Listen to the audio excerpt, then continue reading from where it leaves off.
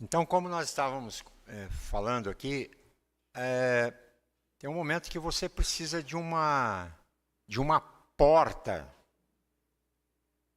aberta para você. E você possa entrar por essa porta, resolver questões e possa sair também a hora que precisar, porque essa porta ela traz para a gente liberdade. É sobre isso que eu quero conversar com vocês, baseado no texto que está em João capítulo 10, os versículos de 7 a 10.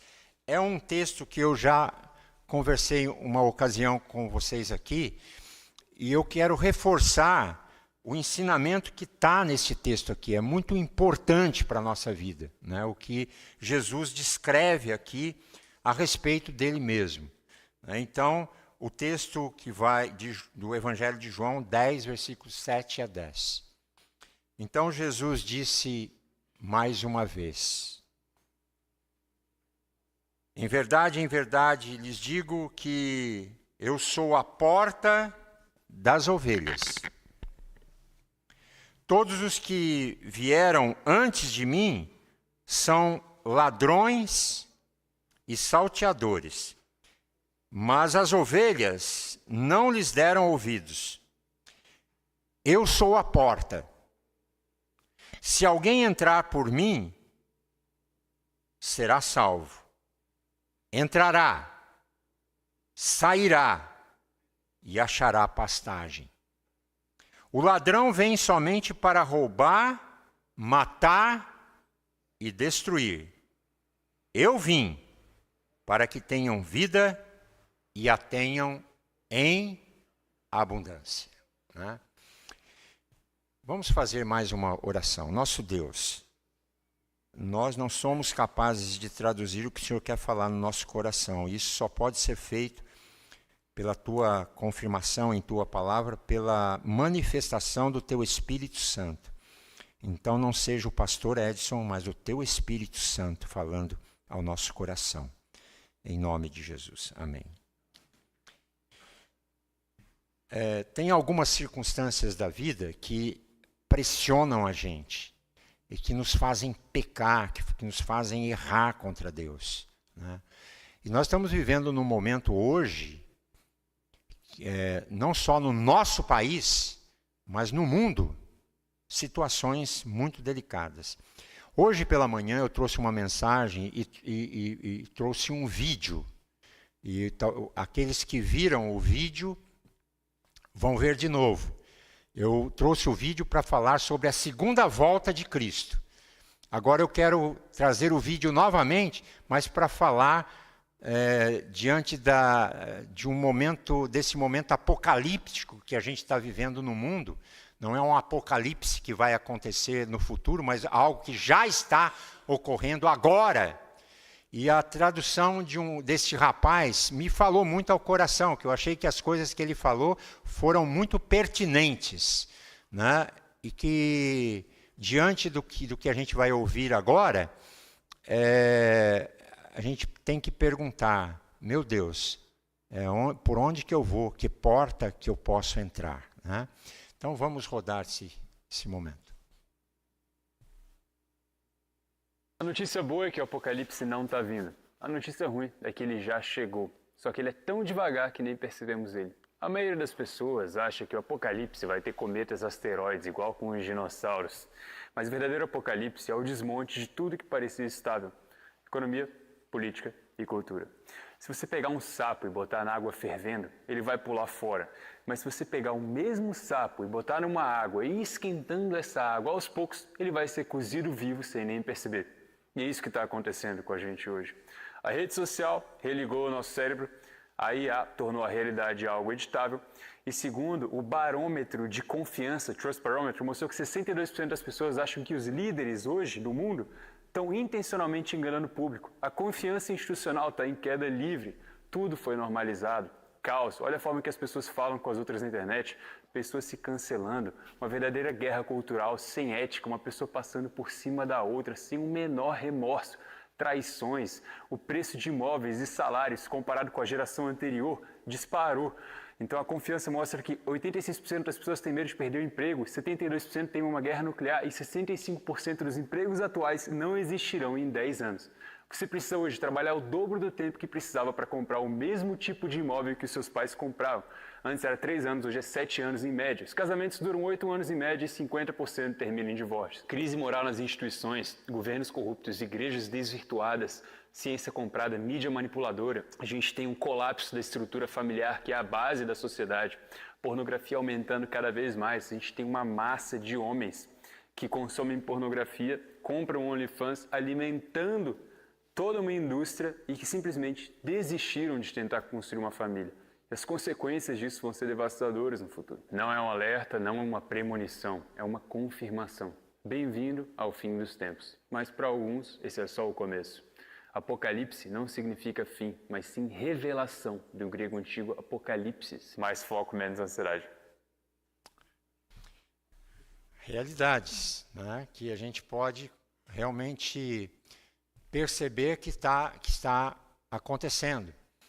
Então, o Apocalipse parece que não é algo que vai acontecer, já está acontecendo. E muitas pessoas estão sendo pressionadas por todos os lados a fazerem coisas que não são do agrado nem de Deus e nem da sociedade. E nem do próximo, porque estão vivendo de acordo com o que acham que devem viver e não de acordo com o que a palavra de Deus está dizendo para essas pessoas viverem, porque se quiserem se dar bem, procurem a ética das Escrituras para a sua vida. Quando a gente olha para isso, a gente pergunta, diante desse quadro que estamos assistindo no mundo, e de maneira muito especial no nosso país, nós perguntamos, meu Deus, onde que está a porta? E aí Jesus vem e ele vai trazer uma visão de quem ele é, um dos pontos, apenas uma característica de Jesus, dizendo a respeito dele mesmo, do que ele é. E aí, falando não de um Jesus hoje, sob o ponto de vista humanista, sob o ponto de vista politicamente correto, o Jesus que eu prefiro, aquele Jesus ameno, light. Não, Jesus falando quem ele é, e tendo uma visão, mostrando uma visão sobre um aspecto da vida dele, mas ele mesmo dizendo quem ele de fato é. E aí, quando a gente olha para esse texto que nós acabamos de ler, algum tempo atrás, eu ouvi alguém dizendo assim que Deus não existe. Deus não existe. Aí outra pessoa interpelou, mas como assim? A Bíblia diz que ele existe. E aí outra pessoa deu uma tréplica, dizendo, mas isso não é possível, porque o que existe só existe, assim, nas bases da matéria, do tempo e do espaço. Deus não pode ser colocado sob esta ótica.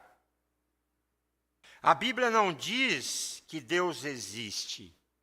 A Bíblia diz que Deus é. Quando ele fala lá no texto clássico, ele diz, eu sou, ponto. Eu nunca fui criado, eu sempre existi. Então, reforçando assim este argumento, que nós sim estamos sujeitos à matéria, ao tempo e ao espaço. Deus não. Deus sempre existiu. Aí é o diferencial. Não está Deus sujeito a tempo, matéria ou espaço. Por isso, a Bíblia vai dizer a respeito dele que ele é. Ele mesmo diz, eu sou e eu sou. E para a gente entender bem este capítulo de João, é importante nós darmos uma passada ali rápida no capítulo 9 do Evangelho de João ainda. né, quando Jesus ele cura um cego e um aleijado. Né, um cego e um aleijado. É interessante, Jesus cura este homem cego de nascença. E daí o que acontece? Os pastores daquela época, que eram chamados de fariseus, estes pastores eram responsáveis pela interpretação da lei para o pessoal, a lei bíblica passada para o pessoal, né? E eles tinham um zelo muito grande do cumprimento da lei. Né? E eles ficaram assim, como que revoltados com Jesus. Sabe por quê? Porque Jesus curou um cego de nascença e um aleijado, um coxo, né? No sábado. Aí foi para acabar, né? Infringiu a lei. E aqueles homens ficaram loucos da vida, né? Aqueles fariseus.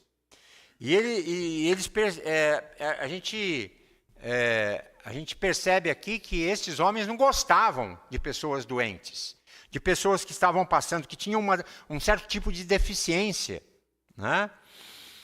E aí eu quero abordar isso, que os evangelhos, eles não contam histórias. Os evangelhos são pregações e não apenas histórias contadas. Por que eu digo isso? Porque o evangelista João, ele conta apenas 2 milagres que ocorreram em Jerusalém. Neste livro de João, só tem 2 milagres contados no livro, que são esses 2. Ambos ocorreram no dia de sábado. E ambos visaram quem? Um cego e um aleijado. Um coxo. O cego que estava à beira do tanque de Siloé e o coxo que estava à beira do tanque de Betesda. O que João está dizendo aqui é que, enquanto os religiosos daquela época desprezavam pessoas excluídas, Jesus abraçava essas pessoas. Enquanto eles desprezavam pessoas marginalizadas, odiadas, Jesus amava esse tipo de gente, coisa que aqueles religiosos não faziam. Ok? Aí vamos para o capítulo 10, que é este capítulo que nós mencionamos aí. Capítulo 10, a gente vê, né, ela é direcionada a quem? Ela não é direcionada aos discípulos, essa palavra aqui que nós lemos no começo dessa mensagem. Em verdade, lhes digo quem? Jesus está falando aqui com os fariseus, com os religiosos, com os pastores daquela época. Tá? Jesus está falando, e ele vai dizer assim, no capítulo 10, versículo 1. Em verdade lhes digo, quem não entra no curral das ovelhas pela porta, mas sobe por outro lugar, esse é ladrão e é salteador.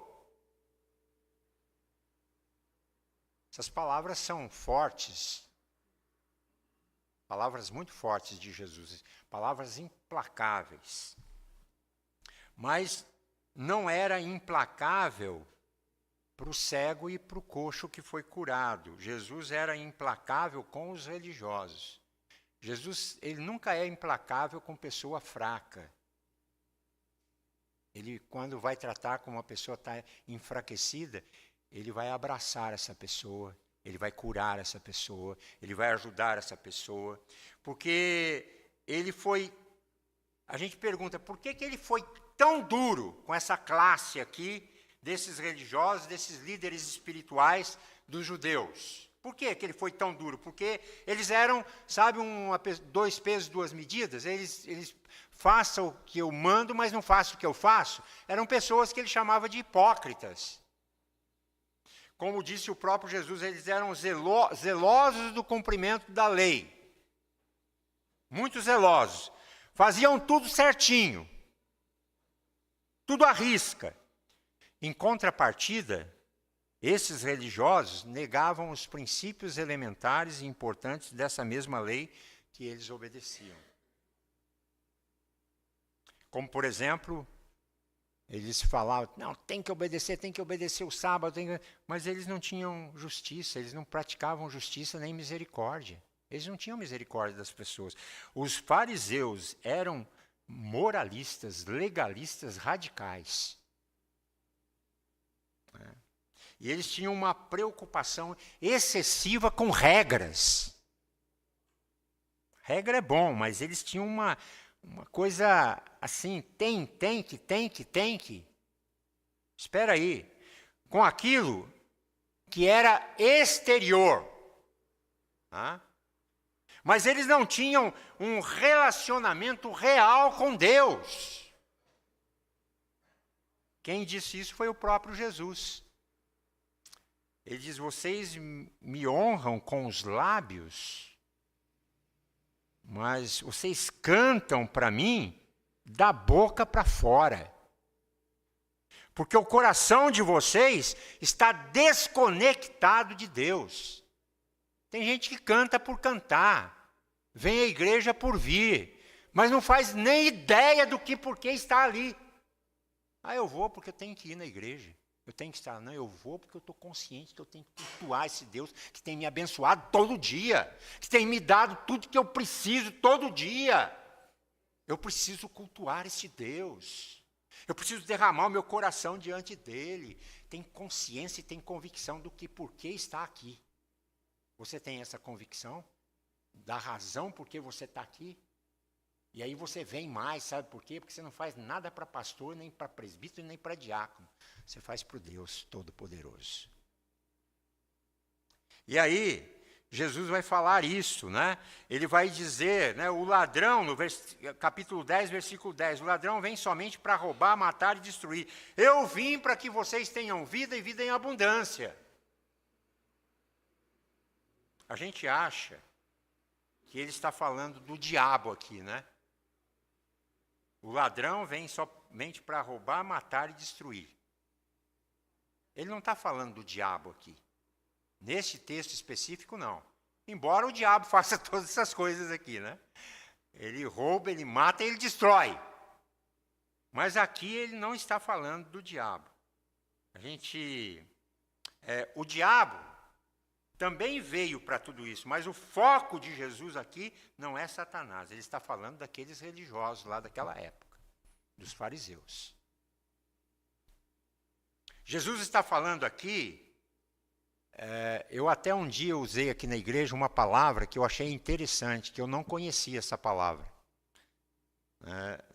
Ele está falando aqui de líder religioso que comodifica pessoas. Você sabe o que é isso?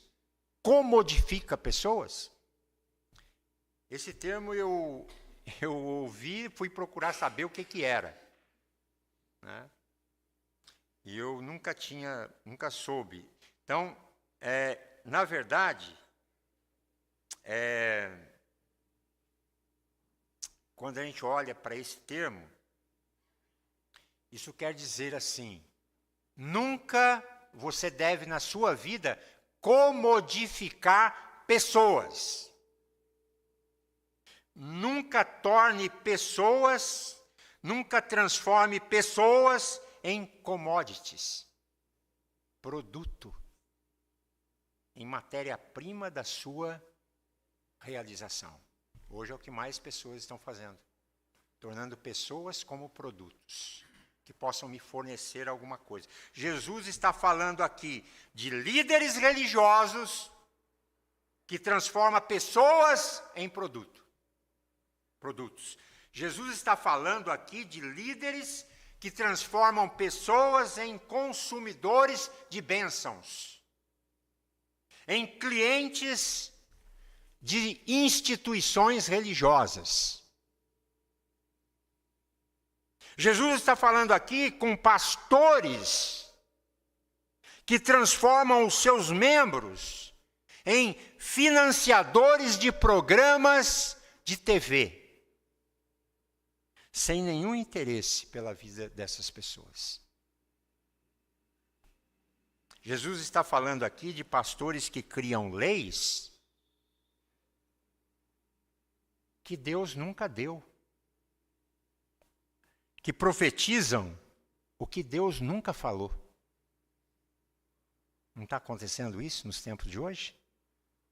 E fazem isso para manter o seu império religioso, né?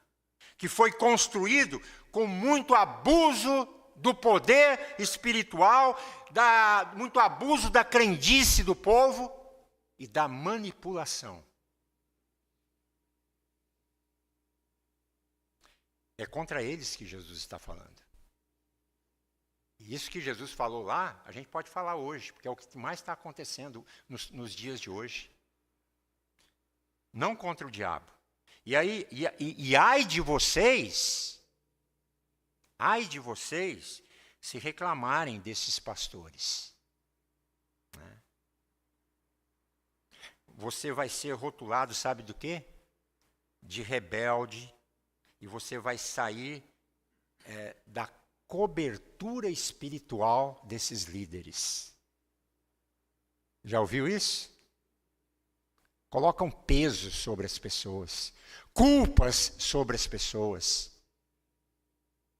Isso é um desastre total, né? E se Jesus está dizendo para esses líderes: vocês roubam, vocês matam e vocês destroem. É fato. Eu conheci várias pessoas, sabe, gente, que não conseguem hoje pisar mais numa igreja. Não conseguem. Sabe por quê? Porque foram destruídas dentro da igreja. Porque foram feridas por líderes que são lobos em peles de ovelhas. São mercenários. Foram feridas, foram magoadas, tiveram a sua fé e o seu amor por Deus destruídos por esses pastores. E eu penso que esses podem até matar uma pessoa. Uma vez aqui eu citei, talvez alguns se lembram, venham a se lembrar, que de uma história de um amigo pastor meu, que ele tinha um membro na igreja dele, e que era uma jovem de 32 anos. E essa jovem de 32 anos tinha um problema muito sério na vida dela. Um problema emocional muito sério. Ela tinha, assim, uma doença, uma esquizofrenia. Né? E aí ela tomava remédios assim controlados. Remédios controlados. Era uma pessoa muito inteligente, essa moça. Fantástica. Com seus 32 anos. E um dia, ela tomou a decisão de sair da igreja desse amigo pastor e foi para uma outra igreja, não tem problema. Foi para uma igreja séria, está tudo bem, né? Se encontrou um caminho lá, está tudo certo. Né? Só que ela foi por uma dessas igrejas que tinha uma vertente teológica muito diferente daquela que ela tinha na comunidade desse pastor, amigo meu. E nessa igreja, nessa comunidade cristã, ela foi ensinada que o problema dela, psicossomático,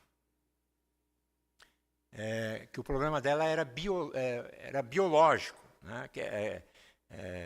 Então, que esse problema biológico dela não tinha nada a ver com a espiritualidade. E que ela, se ela tivesse assim fé suficiente, ela não estaria com aquele problema. Ela podia vir a cura para ela. Ela só não era curada, eles afirmavam para ela, sabe por quê? Porque diziam que ela não tinha fé. Que peso, né? Que direito que uma pessoa tem de dizer isso para um outro ser humano? Ah, você não tem fé. Que isso? Ninguém tem esse direito de dizer isso para uma pessoa. Isso é maltratar alguém. Sabe o que aconteceu com essa jovem? Ela parou de tomar os seus medicamentos, seus remédios.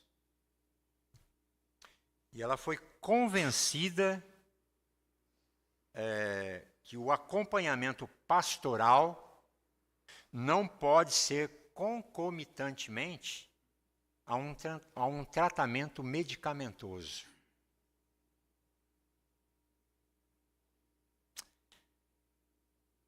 E ele dizia para ela assim, olha, é uma coisa ou outra.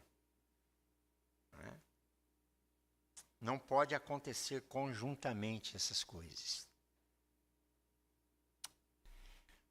E infelizmente ela caiu no conto desses mercenários.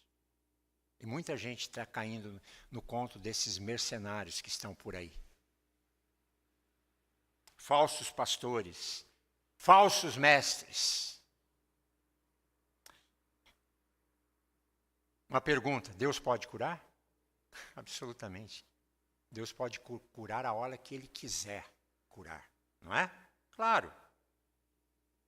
Mas muitas vezes, o meio que Deus tem para nos curar é através dos recursos clínicos, médicos e medicamentosos. Ela ficou muito tempo sem tomar aquela medicação dela. E um dia, ligaram para esse meu amigo pastor, dizendo, olha, fulana, aconteceu um problema com ela, ela morreu. Se jogou do 7º andar do prédio dela. E ele fez o ofício fúnebre daquela moça de 32 anos. Por quê? Porque ela foi ensinada por maus líderes que matam, que roubam e que destroem. Como que um mau líder pode destruir a vida de uma pessoa e de uma família? O versículo 9 diz assim, eu sou a porta. Sim, é aí que a gente precisa da porta. Se alguém entrar por mim, será salvo. Entrará e sairá e achará pastagem. É aqui que a gente começa a entender profundamente o que Jesus disse. Como que Jesus, sendo o defensor, o seu protetor, o seu amigo, aquele que está junto de você, a porta. E aí, ele está dizendo assim, você será salvo. Salvo de quê? Se alguém entrar por mim, será salvo. E aí eu quero dizer para você uma coisa, não é simplesmente ser salvo dos perigos, das aflições, das decepções, dos embates da vida, dos sonhos frustrados, das portas fechadas, não é só isso. Ele pode salvar você de tudo isso. Mas Jesus está dizendo que Ele vai salvar você. Aliás, Ele está dizendo que Ele não vai salvar você, nem sempre Ele vai salvar você de tragédias, de problemas. A salvação que Ele está dizendo aqui é salvação de algo muito pior. É salvação da morte espiritual. É salvação da separação de Deus. É salvação da justa ira de Deus. É salvação de uma religião que não salva. É salvação dos modernos pastores que estão por aí. É salvação da condenação eterna. É salvação da angústia e do vazio existencial. É salvação dos nossos erros e dos nossos pecados. É salvação que Jesus trouxe para todos nós. Esse é o Jesus que ama você, livra você. Isso significa ser a porta das ovelhas, que ele chama, né? É nos proteger de uma perdição eterna, em virtude dos nossos pecados. Mas esse Jesus as pessoas não querem. Esse tipo de Jesus as pessoas não querem. A salvação da alma, vida eterna, uma coisa que é lá, não sei para onde. Eu quero coisas agora para a minha vida. Eu quero um Jesus do meu jeito. Um Jesus realizador de sonhos. É isso que as pessoas estão procurando hoje. Doador de benesses materiais. Um Jesus que faz milagres, que multiplica pães e peixes. É esse Jesus que eu quero. Jesus que muda a minha vida financeira.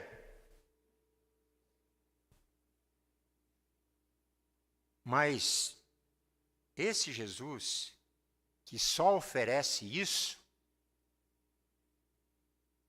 diga-se de passagem, é um Jesus muito pequeno, ao meu ver. Muito pequeno.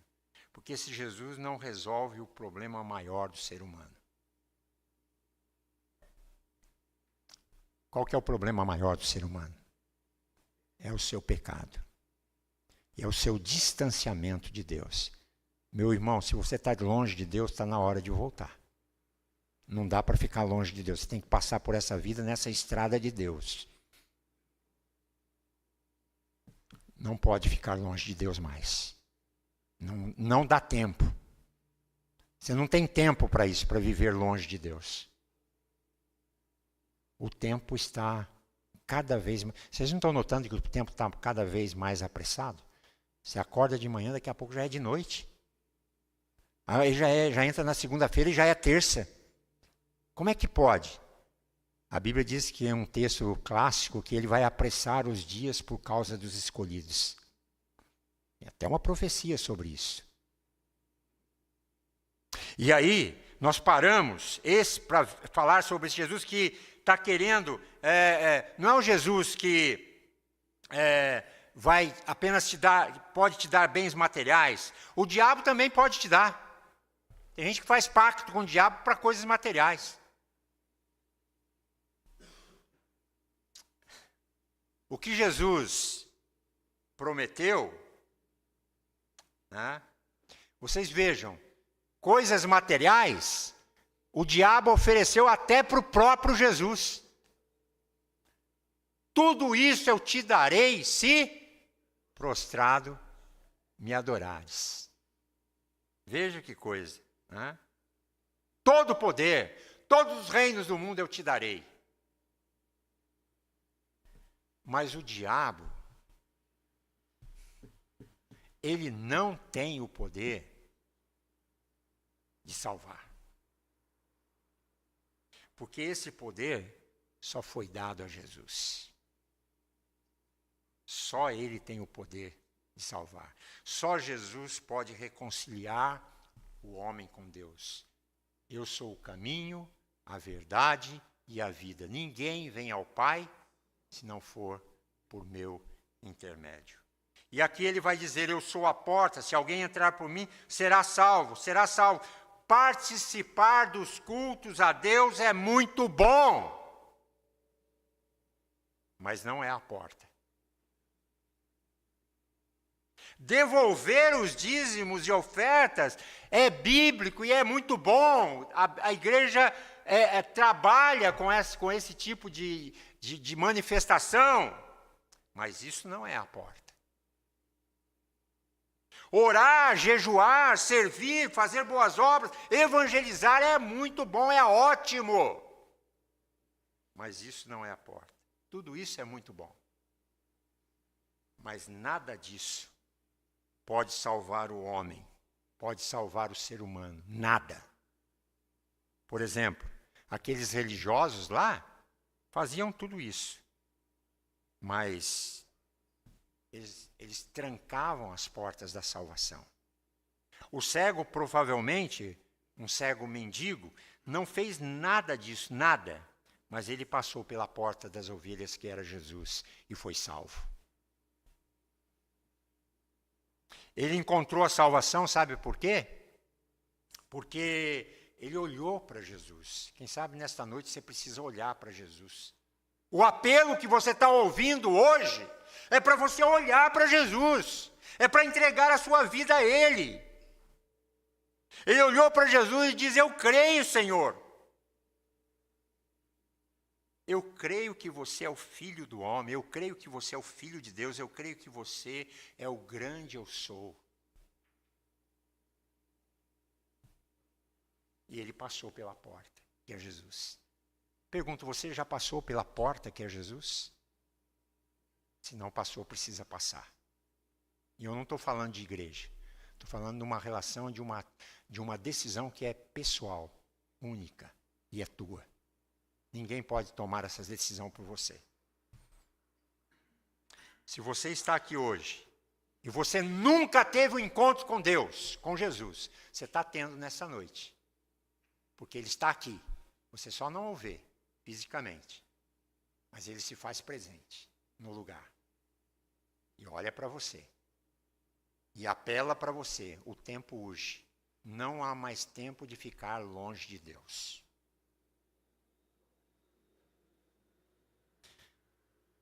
Se você clamar pelo nome dele, se você crer nele como seu único e suficiente Salvador, a palavra de Deus diz: você será salvo. Esse é o convite. Quem entra por mim, diz o Senhor. Quem será que pode entrar por Jesus? Quem será que pode receber essa dádiva tão maravilhosa? Somente aquele que nasceu dentro da igreja presbiteriana? Somente aquele que fez coisas erradas? Somente aquele que é uma pessoa boa? Somente aquele que conhece a Bíblia de Gênesis a Apocalipse? Somente aqueles que nasceram numa família cristã? Não. Quem entra por mim, o que ele está dizendo? Qualquer pessoa que diz: eu quero crer nesse Jesus. A partir de hoje eu não quero mais ter a minha vida solta por aí. Eu quero fazer a vontade de Cristo. E este mesmo evangelista, ele vai escrever o seguinte: porque Deus amou o mundo de tal maneira que o quê? Deu o seu único filho, para que todo aquele que nele crê não pereça, mas tenha a vida eterna. Uma promessa. Não é talvez tenha, talvez aconteça. Não, é certeza. Tenha. Ponto. A vida eterna. E aí ele vai dizer: eu sou a porta, no versículo 9, se alguém entrar por mim será salvo, entrará e sairá e achará pastagem. Presta atenção, Jesus não é apenas a porta da salvação. Jesus é a porta de saída para a liberdade. Ele não veio, você não vai para uma igreja para as pessoas impingirem pesos em vocês. Você vem para uma igreja onde você se sinta livre. Você vai voltar para sua casa e você está livre, você está liberto. Eu não tenho peso nenhum sobre mim, porque Jesus já me libertou.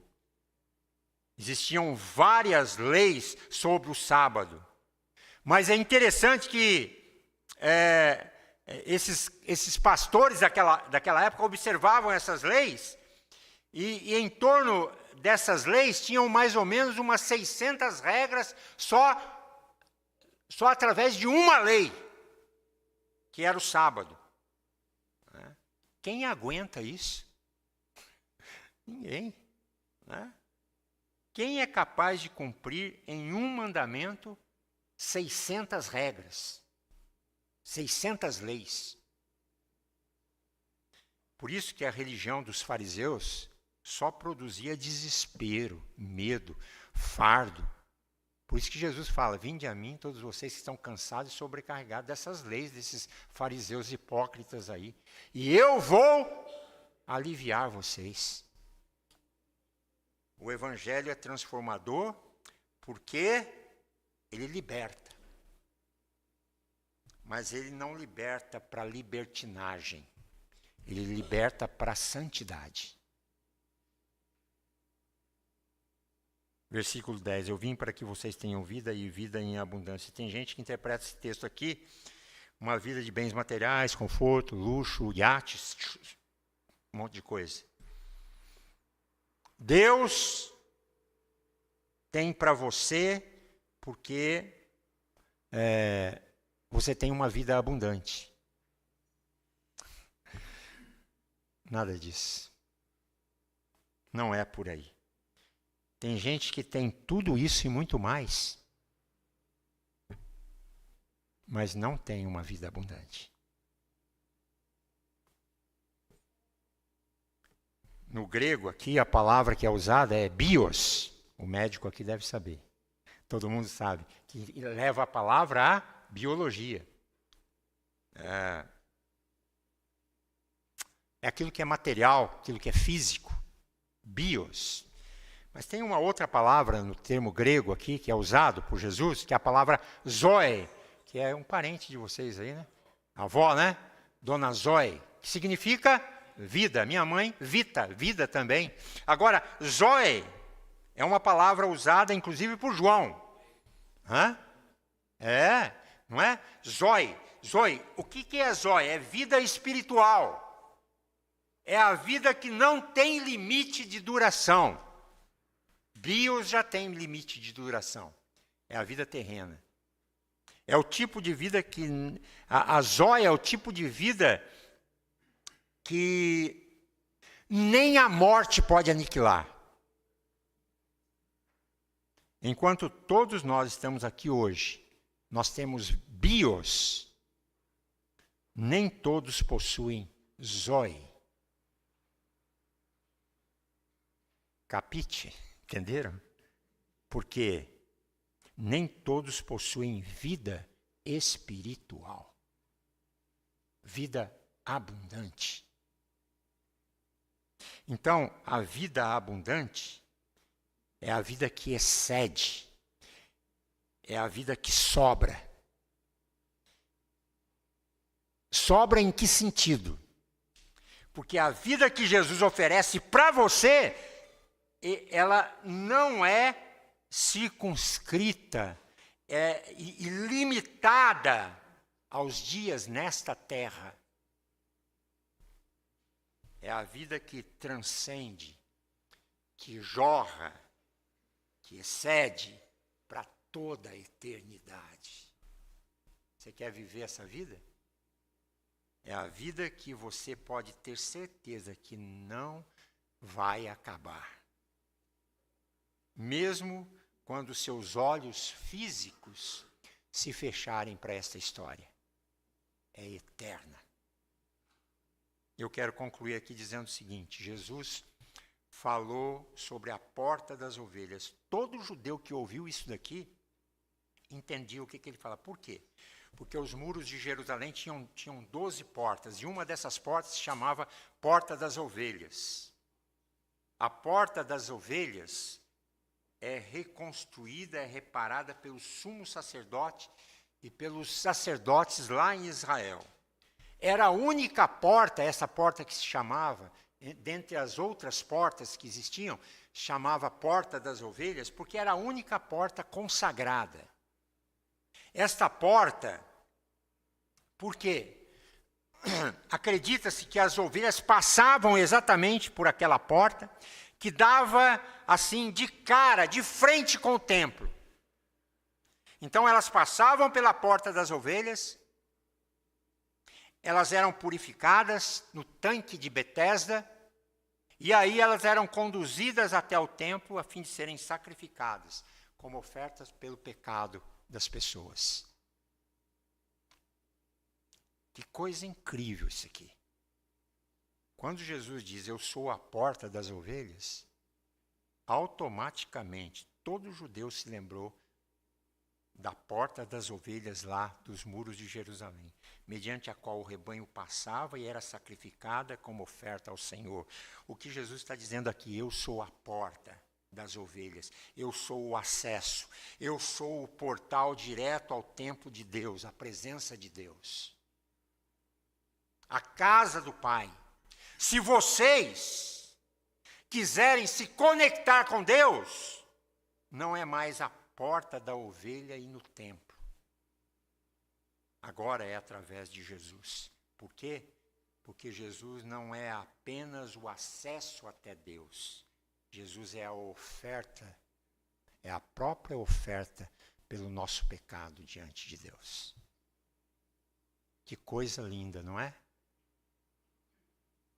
E o João Batista, quando viu isso, ele falou, esse é o Filho de Deus, esse é o que tira o pecado do mundo. É Ele. Mas a presença de Deus, Todo-Poderoso, está entre nós. Nós temos acesso a Ele. É por isso, meus irmãos, que eu posso dizer que lá no meu quarto, lá na minha casa,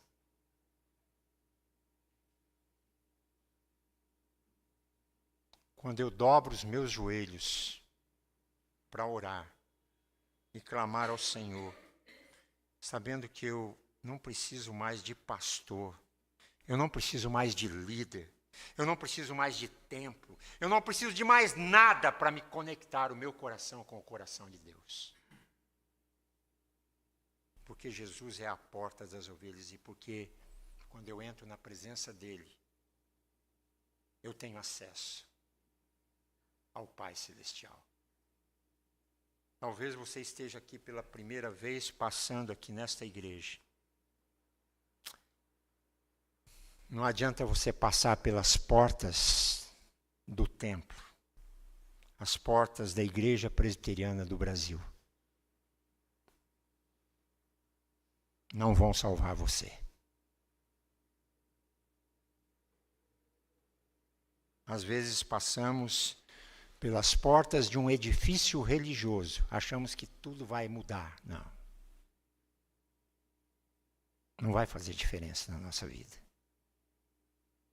O que faz a diferença na nossa vida é passar pela porta das ovelhas, que é Cristo Jesus. Quando você fizer isto, algo novo vai acontecer dentro de você. E você vem sim cultuar na Igreja Presbiteriana do Brasil, mas porque você já passou pela porta das ovelhas, que é Jesus. Que nesta noite você possa refletir sobre isto. E se você está num beco sem saída, tem alguém que está com os braços abertos, dizendo, minha filha, meu filho, eu posso lidar com isso que está afligindo o seu coração. Eu posso tratar de você. Eu posso cuidar daquilo que está machucando a sua alma. Mas eu preciso que você venha até mim. Entregue o seu coração. Porque eu quero ouvir o que você tem a me dizer. E eu vou cuidar daquilo que está te machucando. Mas você precisa dizer hoje, Senhor Jesus, a partir de hoje, Tu és o meu Senhor. A partir de hoje, Tu és o meu Salvador. E eu vou recorrer a Ti todos os dias da minha vida. Passe hoje pela porta, que é Jesus. Amém?